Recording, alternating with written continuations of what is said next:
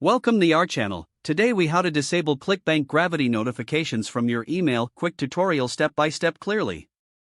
Open your email account where you receive ClickBank notifications. Log into your account if you haven't already. Locate an email from ClickBank in your inbox.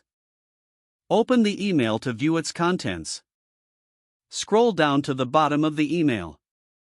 You will be redirected to a confirmation page.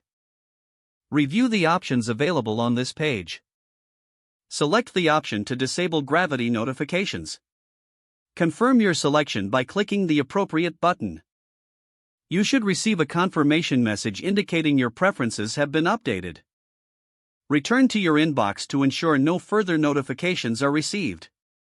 Check your spam folder if you still see emails after a short period. Repeat these steps if necessary for any other notifications you wish to disable. That's it. If the page does not load, refresh the browser or try again in a private or incognito window.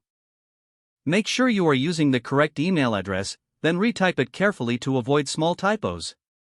If your password is not accepted, use the reset option and create a new strong password you can remember. Check your spam folder for verification or security emails, then complete any requested confirmation steps. Enable two-factor authentication if available to improve account security and reduce unauthorized access risk.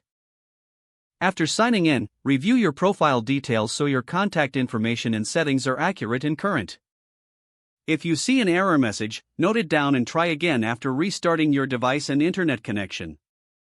Log out when you finish, especially on shared devices, to keep your account and payment information secure. If the page does not load, refresh the browser or try again in a private or incognito window.